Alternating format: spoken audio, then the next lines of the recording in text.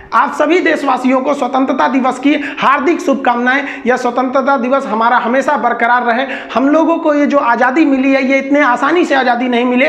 वो आज़ादी के लिए न जाने कितने वीरों ने अपने बलिदान दिए हैं। इसको दक्षिण का याद करिए, टीपू सुल्तान, वो मराठाओं की शक्ति, वो राजपूतों का बलिदान, वो सिखों की तलवार, झांसी की रानी, वो 11 साल का लड़का खुदीराम बोस जिसकी दाढ़ी मूछ नहीं थी, फिर भी उसने अंग्रेजों के आगे डट कर मुकाबला किया और अंग्रेजों ने उस बच्चे को फांसी चढ़ा दिया।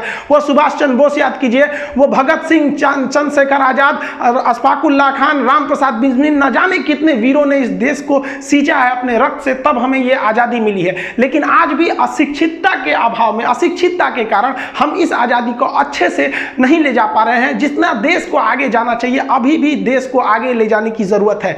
अभी हमको लड़ना है अशिक्षितता से। अगर हम अशिक्षित रहेंगे तो कभी आगे नहीं जा पाएंगे। हमारा देश का नाम उतना आगे नहीं जा पाएगा जितना हमें जाना चाहिए। इसलिए वर्तमान समय में आपको वो कोई ऐसा नहीं है कि अब आपको कोई अंग्रेजों से लड़ना, अभी आपको लड़ना है अंधविश्वास से, अभी आपको लड़ना है ऊंच नीच से, अभी आपको लड़ना है क्षेत्रवाद से कि तुम दक्षिण भारत को, हम उत्तर भारत के, तुम बिहारी, हम ये, हम वो, मतलब ये सब चीज़ों से अभी लड़ना है। अभी लड़ना है अंधविश्वास से, जाति, धर्म, ऊंच नीच, इन सारी चीज़ों से लड़के हमें एक होना है। और यह जिस दिन हमें लग जाएगा कि नहीं, हिंदुस्तान के हर व्यक्ति के अंदर यह भावना आ जाएगी कि हमने अपने जाति, धर्म, ये सब बाद में, पहले हम सब एक हिंदुस्तानी हैं, ये भावना जिस दिन आ जाएगी, उस दिन हमें सच्चे मायने में आज़ादी मिल जाएगी।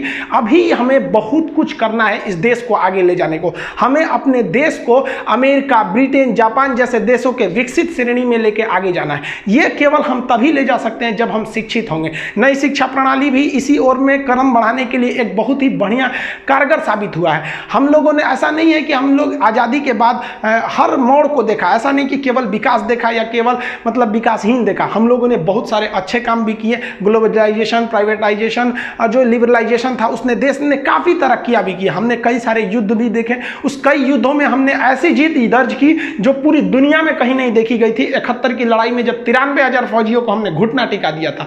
लेकिन वही युद्ध में हम लोगों ने देखा कि 62 में कैसे हमने मतलब संसाधनों के अभाव में हम लोगों ने उतना अच्छा काम नहीं कर सका। लेकिन उसी 62 के बाद 5 साल बाद हम लोगों ने चाइना को मुंह तोड़ जवाब दिए थे। हम अपने देश के बहादुर सिपाहियों को सैल्यूट करते हैं कि इस कोरोना में भी वो लोगों ने कुछ भी नहीं देखा, हमारे देश के लिए डट कर खड़े रहे थे वो लोग। ये जो हमारे भारत के फौजी हैं, ये असली हीरो हैं। हमें बहुत गुस्सा लगता है जब मूवी में जो एक्टर काम करते हैं उसको लोग हीरो बोलते हैं। अरे वो हीरो नहीं है, वो एक्टर हैं। हाँ, अच्छे एक्टर हो सकते हैं, समाज के लिए अच्छी मूवियां बनाते हैं, सही है भाई साहब, आप लोग एक्टर हैं। हीरो जो है ना, ये है हीरो, असली हीरो ये है। वो लोग एक्टर और एक्ट्रेस हैं लोग। हीरोइन आप बात करते हैं झांसी की रानी की, जो आप बहादुरी देखे, जब झांसी की रानी जब शहीद हो गई थी तो अंग्रेजों की हिम्मत नहीं थी कि जाके उनकी बॉडी को उठा सके। उनको डर लगता था कि ससुर अगर थोड़ा भी सांसें चल रही होंगी तो छोड़ेगी नहीं। वहां पे वो औरत की शक्ल में शेरनी थी, शेरनी वहां पर। ये हमारे देश के असली हीरो हैं। लेकिन आप जो मूवी में देखते हैं ना, उन्हें हीरो नहीं कहिए, वो एक्टर है।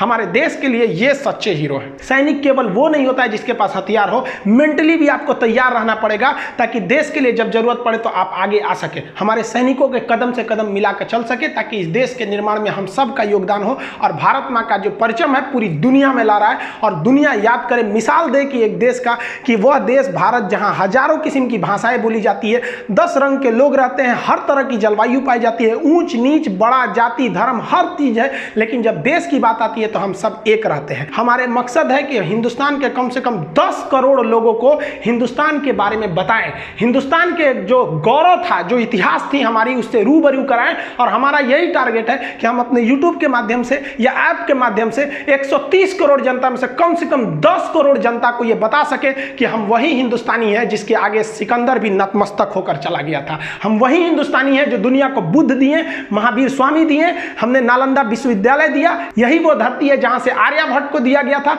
ज्योतिष शास्त्र में हमारा जो देश था वो पूरी दुनिया में सबसे आगे था। तो हम अपनी गौरव को भूलते जा रहे हैं, लेकिन इसको नहीं भूलेंगे। देखिए, शिक्षा उस शेरनी का दूध है, जिसने इसे पिया है वो दहाड़ा है और उसकी दहाड़ पूरी दुनिया सुनेगी। सुनना पड़ेगा आपको। आज शिक्षित व्यक्ति को कोई नहीं दबा सकता है। और शिक्षित व्यक्ति जो होता है ना, उसे कोई किसी तरह के लालसे में भी नहीं डाल सकता। उसके अंदर अगर आप शिक्षित रहेंगे ना, तो आपके अंदर से खुद से ऊंच नीच की भावना खत्म हो जाएगी। जाति, धर्म, मजहब, ये सब चीज भावनाओं में नहीं रहना चाहिए। जब हम लोग विदेश में पढ़ने जाते हैं या घूमने या काम करने जाते हैं, तो वहाँ हमारी पहचान किस रूप में होती है? केवल और केवल एक हिंदुस्तानी के रूप में। और वहाँ हमें कोई समस्या समस्या हो जाए तो कौन बचाने आएगा? कोई धर्म गुरु जाएगा बचाने के लिए कि आ जाओ? वहाँ जब भी बचाने जाएगा तो आपका देश जाएगा, हिंदुस्तान की एम्बेसी बचाएगी, और आपके भी मन में यह भावना रहती है कि हमारा देश हमें बचा लेगा। विदेश में फंसने के बाद आपको धर्म, जाति, ऊंच नीच याद नहीं रहता है, तब केवल याद रहता है कि हिंदुस्तान है हमारा देश। आप सभी को स्वतंत्रता दिवस की ढेर सारी शुभकामनाएं। मिलेंगे अगले वीडियो में, तब तक के लिए जय हिंद, भारत माता की जय।